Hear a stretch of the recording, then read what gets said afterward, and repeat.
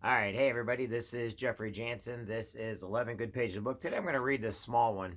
I'm reading several different books right now. I read before I go to bed and when I wake up in the morning, and I keep books with me everywhere else. Today we're going to read, and I'll read this one kind of fast. If you know what you want, you can achieve it. It works. The famous little book that makes your dreams come true. The other book that I'm reading with my team right now to some point is called The Money Mindset by Brian Carruthers. Okay, now there's a couple other books I'm reading. My Jeep books, the ones I read in my Jeep, are over here.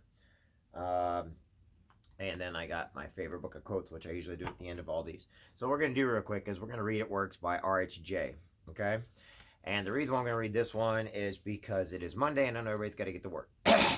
It works. All who joy would win must share it. Happiness is born by Byron. Okay? A concise definition, result plan with rules, explanation, suggestion for the better your condition in life. If you want to have it, if you know what you want, you can have it.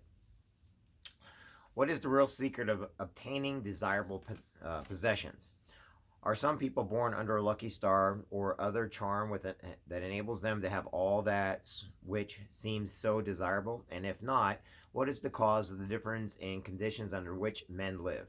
Many years ago, feeling that there must be a logical answer to this question, I decided to find out, if possible, what it is. I found the answer to my own satisfaction and for years have given the information to others who have used it successfully.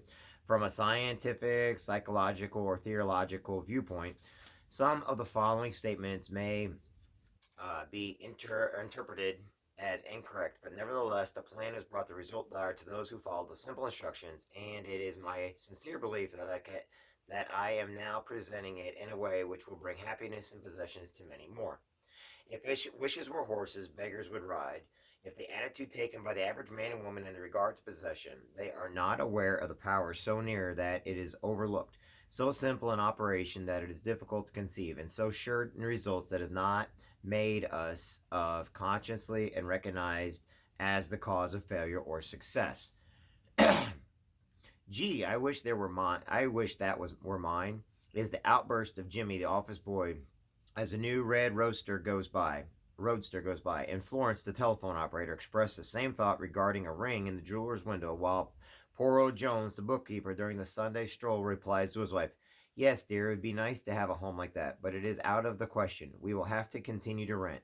Landon, the salesman, protests that he does all the work, gets the short end of the money, and will someday quit his job and find a real one.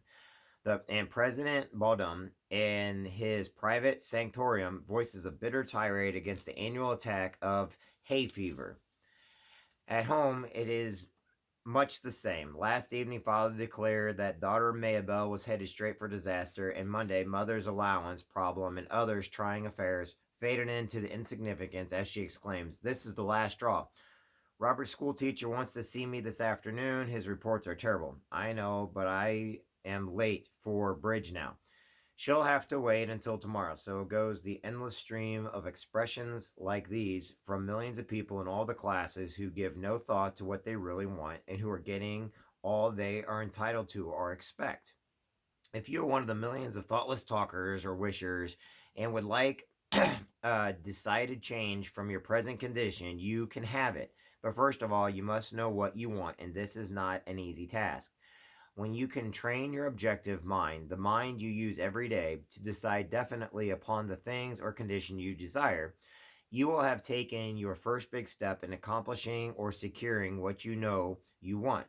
To get what you want is no more mysterious or uncertain than the radio waves all around you. Tune in correctly and you get a perfect result. But to do this, it is, of course, necessary to know something of your equipment and have a plan of operation. It works. You have within your mighty power, anxious and willing to serve you, a power capable of giving you that which you earnestly desire. This power is described by Thomas J. Hudson, PhD, LLD, author of The Law of Psychic Phenomenon, as your subjective mind. Other learned writers use different names and terms, but all agree that it is omnipotent. Therefore, I call this power Emmanuel, God in use. Regardless of the name of this great power or the conscious mission of God, the power is capable and willing to carry to a complete and perfect conclusion every earnest desire of your objective. mind, but you must be really in earnest about what you want.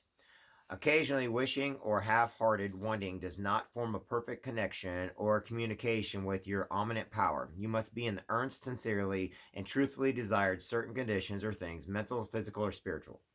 Your objective and mind will are so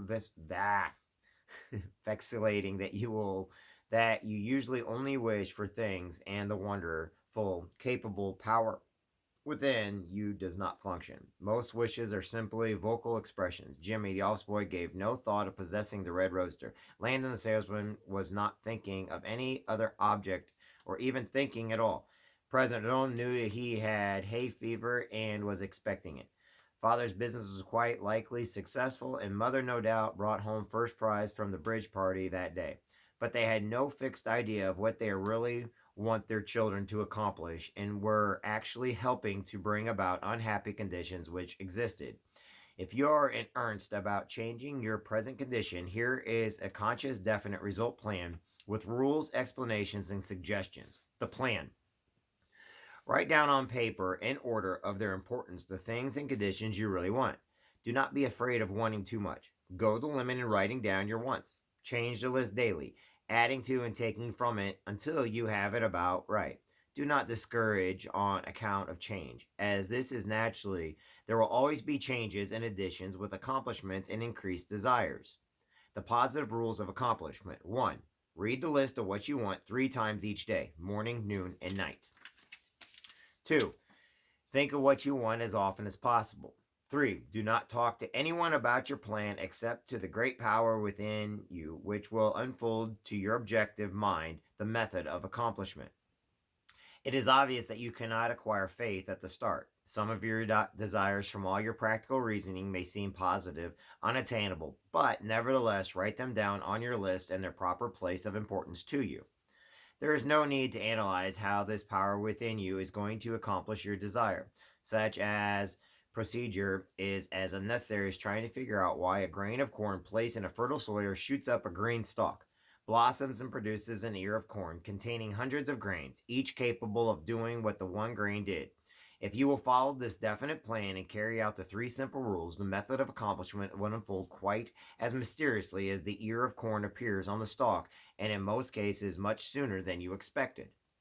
When new desires, deserving positions at or about the top of your list come to you, then you may rest assured you are progressively correctly removing from your list items which at first you thought you wanted is another sure indication of progress. It is natural to be skeptical and have doubts, distrust, and questioning, but when these thoughts arise, get out your list, read it over, or if you have it memorized, talk to your inner self about your desire until the doubts that interfere with your progress are gone. Remember, nothing can prevent your having that which you earnestly desire. Others have these things. Why not you? The omnipotent power, that's best to say, why not you? Okay. The omnipotent power within you does not enter into a controversial argument. It is waiting, willing to serve when you're ready. But your objection mind is so substantial to suggestions that it is almost impossible to make any satisfactory progress when surrounded by skeptics. Therefore, choose your friends carefully and associate with people who know have some of the things you really want. But do not discuss your methods of accomplishment with them. Put down on your list of wants such materials, things as money, home, automobile, and whatever it may be. But do not stop there. Be more definite. If you want an automobile, decide what kind of style, price, color, all that other details, including when you want it. If you want a home, plan the structure, grounds, and furnishings. Decide on location and cost. If you want money, write down the amount. If you want to break a record in your business, put it down. If you want a sales record, if so, write out the total, the date required, then the number of items you must sell to make it. Also list your prospects and put after each name the sum expected. This may seem very foolish at first, but you can never realize your desires if you do not know positively and it's in detail what you want and when you want it. If you cannot decide this, you are not in earnest. You must be definite. And when you are, results will be surprising and almost unbelievable. A natural and ancient enemy will no doubt appear when you get your first taste of accomplishment. This enemy is discredit in the form of such thoughts as can't be possible. It just happened to be. What a remarkable coincidence. When such thoughts occur, give thanks and assert credit to your omniscient power for the accomplishment. By doing this, you gain assurance and more accomplishments, and in time, prove to yourself that there is a law which actually works at all times when you are in tune with it. Sincere and earnest thanks cannot be given without gratitude, and it is impossible to be thankful and grateful.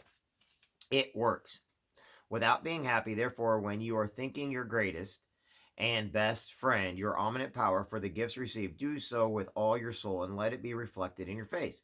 The power and what it does beyond understanding. Do not try to understand it, but accept the accomplishments with thankfulness, happiness, and strengthening faith. Caution.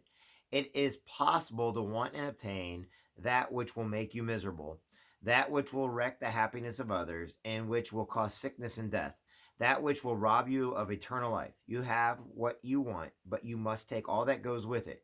So, in planning your wants, plan that which you are sure will give you and your fellow man the greatest good here on earth, thus paving the way to that future hope beyond the pale of human understanding. This method of securing what you want applies to everything you are capable of desiring, and the scope being so great.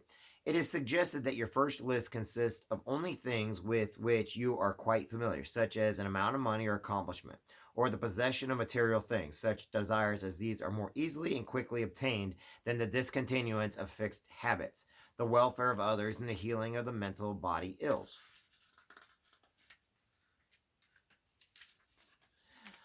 Accomplishment, the lesser thing first, then take the next step, and then that is accomplished. You will seek the higher and really important objectives in life. But long before you read this stage of your progress, many worthwhile desires will find their place on your list.